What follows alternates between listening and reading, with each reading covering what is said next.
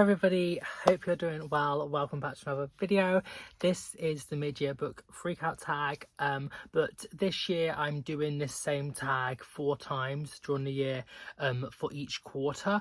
So all of the content is only about the month April, May and June, and then there's already one up for January, February and March. I've got 16 questions to answer, some that I've sort of edited specifically to make it work for how I'm doing it. But like last time, I thought I'd just quickly go through my reading journal and just a few stats for the second quarter of the year. I felt like it just didn't go very well, if I'm being completely honest. I was just a little bit underwhelmed with what I've been reading. I've been having quite a few like 4 stars books and above, but I've only had 6 5-stars for the whole of the year, and I've read 76 books now, which is just a bit not a good ratio for me.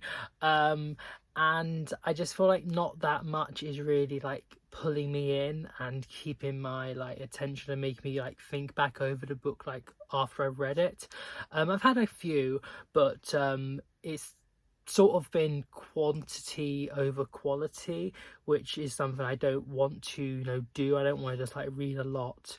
I want to read lesser if I can, good books, but we shall try and focus on that going into the third quarter. I've only DNF'd 1 book in the second quarter, and that was literally like 2 days ago. So yeah, quite a few of these I should have DNF'd that I had read, but I didn't. Anywho, for the reading journal, first of all, I'll just go through my goals. Did I reach any of them?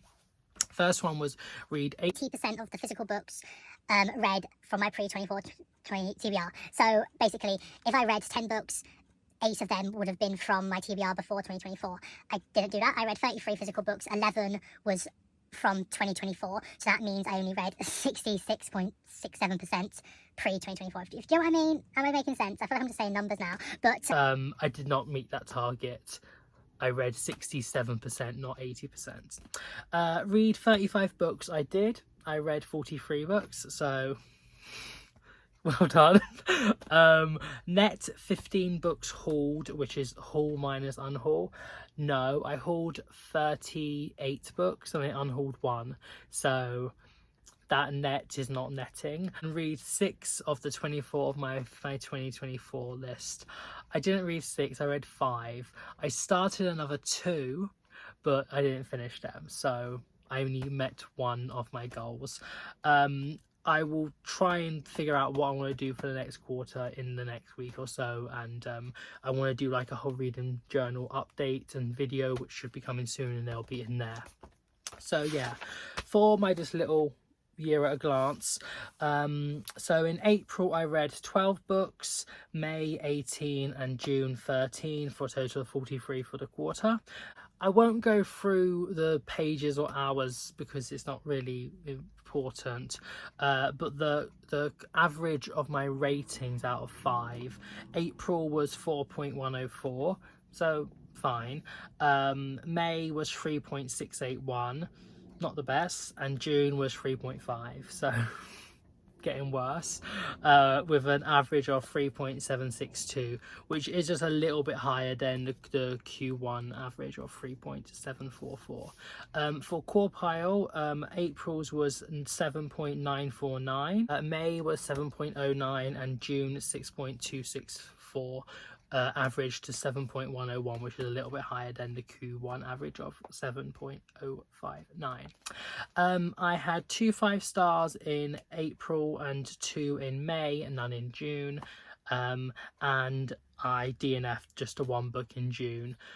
For hauling books, I hauled 13 in April, 15 in May and 10 in June, 38 total, with 1 unhaul in June as well.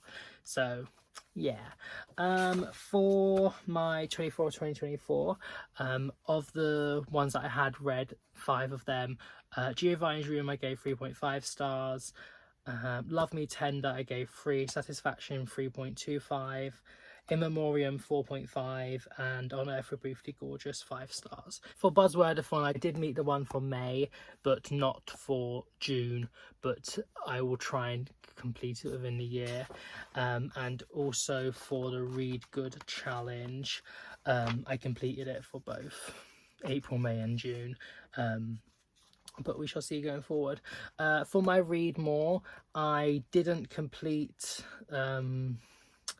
a classic in June, but the other ones I've translated: New Country, 350 page plus, and non-fiction, and a classic I did meet for April and May, and the other ones for June. So yeah, I don't think I have anything else to say regarding the statistics, and let's get to the tag. Question 1 is, what is the best book I read in the second quarter? I have two that are very, very, very close. The first is In a Dream House by Carmen Maria Machado. This is a memoir about the author going through an abusive relationship with another woman, and she tells her story through these loads of different narrative forms, and like ways of telling her tale, basically. This is really, really exceptional.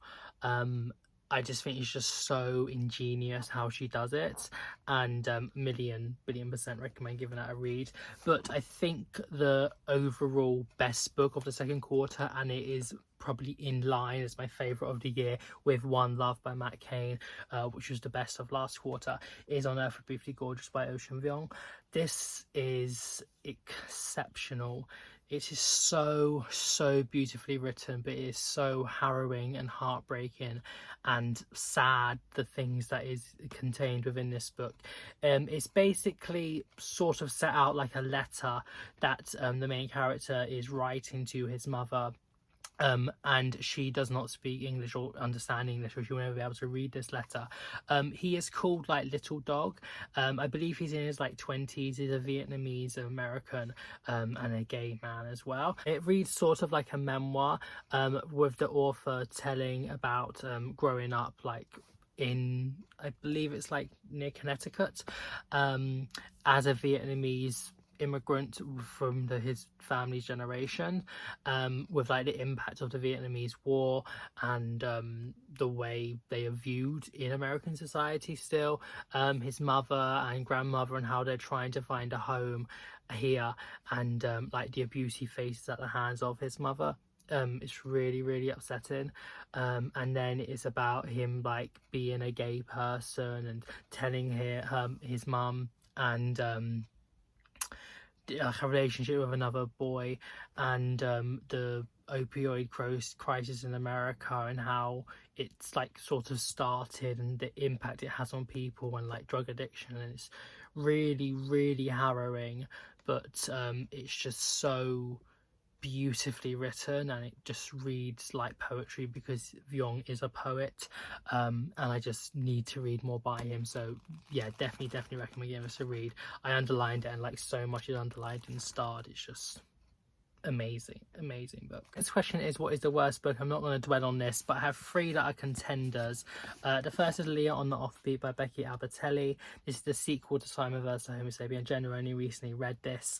This was just really, really disappointing, and all the characters just fell off, and it just left things unsaid that really like annoyed me, and just made me like really dislike this book. So that one that I'm gonna getting rid of. Also Death and the Penguin by Andrei Kirkov. This is translated from Russian by George Bird. This was just very, again, disappointing. It just felt like nothing really much happened, and the writing was quite frustrating, and yeah, didn't like this, would not recommend. But I think the worst, and okay, some of the stories in this collection, The Bloody Chamber by Andrew Carter, aren't too bad. The Titular one, and the one about sort of like a vampiric woman, they were mostly fine, but some of the other ones were just very annoying and difficult to get through. But I think the worst one in here is the shortest, called The Snow Child, and it is disgusting. I don't know why her brain went there. It's just it's probably the worst thing I think I've ever read. If I could give it less than 1 star, I would. And I just sort of been put off reading anything else by her. So let's get back on to some nice ones for a little bit. Question 3 is, what is the best sequel I've read in this quarter? I would say The Upside of Unrequited. I really enjoyed this book. I definitely resonated with the main character as the bigger person and the way she's navigating teenage life. But technically this isn't a sequel, it's just another book within the Simon verse, like, books. It's not really connected to the Creekwood series, which Simon vs. the Homo sapien Gender and Leon Offbeat and Love Creekwood are. So I would say this, but I can't really. In failing that, I would say Boys Run the Riot, volume 4. I think that is quite a good ending to this manga series about a transgender boy starting a clothing brand with another friend at school, and just how they're trying to, you know, like, say that we can do whatever we want, and not like letting society's expectations like hinder their growth, and just like how they're moving forward, and also being a trans person in contemporary Japanese society. And yeah, I would really recommend that manga series. Question 4 is, what is a book that I have the new release that I haven't read yet but I really want to get to? And that I would probably say is Caledonian Road by Andrew Hagen. I read Mayflies last year and I really enjoyed it. I thought this was possibly queer, but it's not, so I was going to read it in June, but I do really want to get to this, possibly going to get to it in July, but it is just really big. But yeah, I'm really excited to get to this book. The next question is, what is a book that I haven't read yet but I really want to get to? And I'm choosing these books from my 2024 list, just so I try to get to them. I did not read the ones I said I was going to read in the last Freak Out tag, but these two I would really like to get to within the next quarter, and that is The Bluest Eye by Toni Morrison, and also The Poppy War by R.F. Kuang. I really want to like start this series and see if I like it, especially because if I go to university, hopefully I can get back in September. I don't really want to be bringing like a big book up with me, and if I want to continue the series, so hopefully these two. Question 6 is, what is an anticipated read that I want to get, or like I'm excited for? And once again, I'm only including books that are going to be released within the 3rd quarter, like I did last time. And the first is And So I Roar by Abby Dare. This is the sequel to The Girl of the Loudon Voice. I read this earlier in the year and I absolutely loved it. I just want to get back into Aduni's like life and world and see what's going on with her and Atia, and I just think it's going to be really good. This was a 4.75 star, really close to getting a 5, and I think possibly as we're continuing the story it is a 5-star contender. And also Intermezzo, I don't know how it's pronounced, by Sally Rooney. Got my pre-order as soon as it was announced. I cannot wait to read this. I love Sally Rooney. She is an author by author for me, and I just want to read something else by her, so I'm super excited. When that comes, I'm probably going to read it in the first day, so stay tuned for that. Question 7 is, what is the biggest disappointment that I've read? And I've got 3, and they're all from my 2024 list, because I compiled that list having very high expectations of what they was going to bring and deliver, and all 3 of these didn't, which was very annoying. I would probably say this one I had the least expectation of, because I've never read anything else by her. Which is Love Me Tender by Constance Debris, translated from French by Holly James. It just sounded really good, and I've seen lots of rave reviews about it. I thought it was going to be amazing, but this definitely fell flat, and I just felt it was quite messy, and I didn't really think it was wholly rounded as much as it could have been, so that was quite a big disappointment. Secondly is probably Giovanni's Room by James Baldwin. I enjoyed it for the most part. I gave it 3.5 stars. I just built it up as like an amazing 5-star jazz hands classic that I'm gonna adore and love with every essence of my being, but it didn't, and I have a few issues with it that wasn't addressed in the book, and I've just read similar story arcs to this which have just been so much better that it sort of has gone down the list. And I get that those other books were, and very likely are, inspired by, or, you know, grew from this book's reputation and the story that it told, but I didn't read it beforehand, so I have to, you know, compare. And this just wasn't as amazing as I expected it to be. But probably the most disappointing is Satisfaction by Nina Burari. It's translated from French by Anissa Abbas-Higgins. I read All Men Want to Know last year, and that was exceptional. So I had such high expectations for this book. It sounded really good, dealing with sort of similar themes, but it just fell kind of flat. It was just very, like, it's not very long, but a lot of this is just unnecessary. And yeah, I just didn't particularly like it. I think I gave it about a 3.25 star rating, so it wasn't terrible, but it's only really the writing and some of the messages that brought it higher up on the ratings. So yeah. Question 8 is, what is the biggest surprise? And that would probably have to be In a Dream House by Carmen Maria Machado.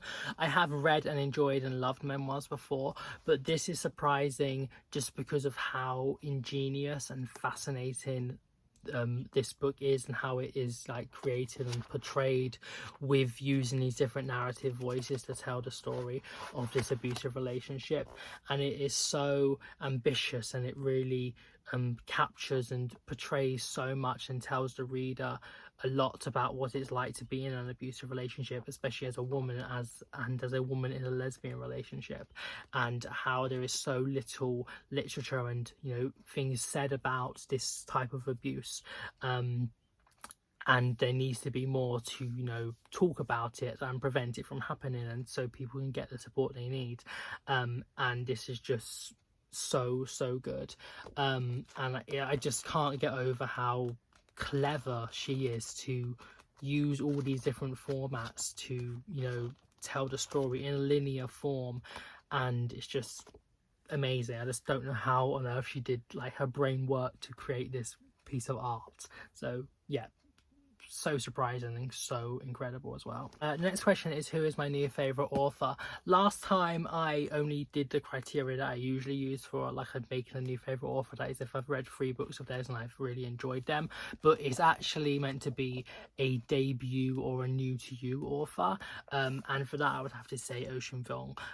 I just felt like what he did in this was just so good, and I need to read more by him. I don't know how I haven't picked up his poetry yet, because I do have them, but I need to read more by him, because this was just amazing, and I just felt just the way he wrote was just beautiful, exquisite, amazing, lovely. Next question is, who is my newest fictional crush? I don't really crush on people that much.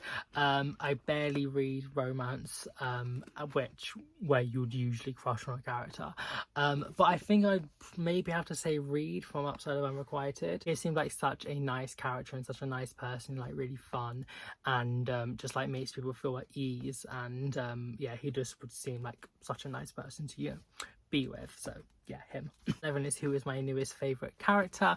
And I think I might have to say James from Glitter Boy, not because he has the same name as me, but I just absolutely adored him. He makes mistakes, and he is definitely not perfect, but he is real, and what he is going through is something so like real and relatable in this book, and he is just such an amazing character to follow. This is Glitter Boy by Ian Eagleton. It's about the main character James, and he loves Mariah Carey and just dancing and having fun in his like later years of primary school, but he is getting bullied by someone that is calling him the G word, and it's all speculation. People are speculating about who he is and what he is, but he doesn't really want to think about it. He just wants to, you know, have fun and just learn and like be the young boy that he is. And there's also other things going on in his life as well, and I just felt it was just done so amazingly. My favourite book of last year, Madonna of Bolton by Matt Cain. They're not twins, but they're like cut from the same cloth in a way. Like, this just details a young boy struggling with his sexuality to an extent, but just trying to, you know, be a boy.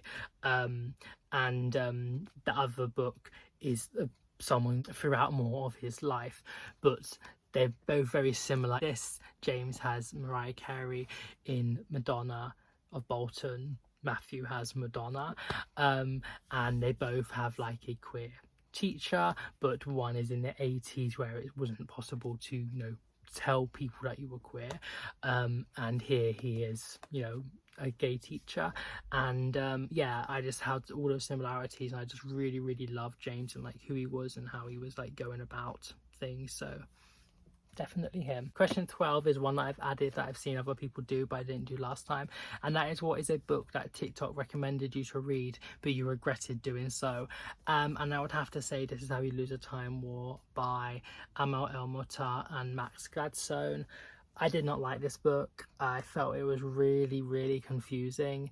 It's basically these two factions are warring, and the two main like warriors, red and blue, start messaging each other through these weird forms that are just like, I'm like, you did that with lava and bones and stuff? Okay. And then a seer comes along, like eats the stuff or whatever, and then you get to read a message. The messages are nice, and they go from sort of like enemies to friends to lovers, and the romance was fine. It's like sapphic, it's quite cute, but the rest of it is just very confusing, very like annoying as well to get through, and I just didn't really like the reading experience of this at all. It made me feel a little bit stupid, and yeah, I wouldn't recommend this. I do definitely regret reading it, and I regret keeping on reading it because I should have DNF'd this about the 70-page mark like I was going to, but I didn't. So yeah. Question 13 is, what is a book that made you cry? I have two answers for this. I haven't really cried that much. Neither of these really made me bawl, but they did make me cry a bit. That would be Glitter Boy by Egan Eagleton. Just James going through this time and like being bullied, and the impact of this relentless bully and how it like brings him down. It just like, I was just like, I can feel you. It's just, yeah, really like, it made me upset, and I was like, memories.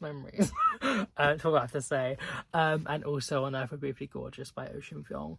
This is just so heartbreaking, and I just think that the beauty of the writing juxtaposing to the horrific scenes just makes it even the more sadder.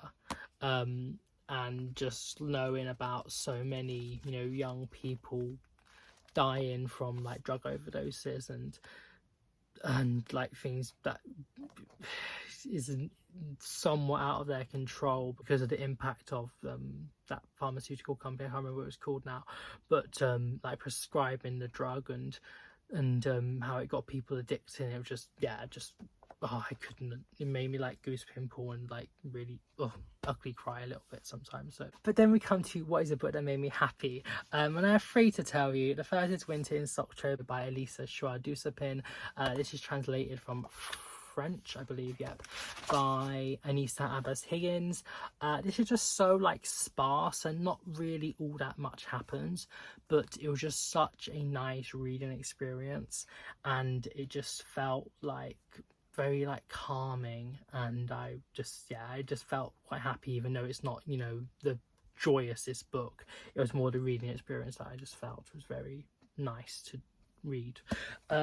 Also, I have to get a Matt Cain on here every time I read one of his books. I have to.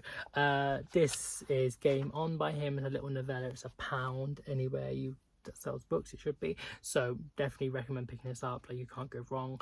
I really enjoyed this. It was so fun. It's just a little bit too short to fully get engrossed in the characters like I love to do in his books, but it still made me really happy. He ties that line of making me like want to cry and also making me want to like burst out laughing, and this was similar in this book. Again, I just love the characters and world he creates, so definitely that. And also What If It's Us by Becky Albertelli and Adam Silvera. This was just a fun book about these two boys like meeting and trying to like have a date, and it's sort of like going wrong and things, but yeah, this was fun, and it was just nice to see like them not being questioned or anything about their sexuality. It was just like, they're gay and that's it, and yeah, it was just fun. The ultimate question is, what is the most beautiful book I bought in the second quarter? I haven't got that many that I'm like, oh, I'm obsessed with how you look, but I think I'd probably have to say A Botanical Daughter by Noah Medlock. This is like a horror queer book about these two men that like create like a plant child, and yeah, I think it's just really pretty, the cover and also the spine. And yeah, really excited to get to this. Hopefully it'll be good. And then finally, what is a book that you need to read by the end of the year? Last time I did this as a books that I bought in that quarter that I want to read by the end of the next quarter, and I have 3 to tell you about.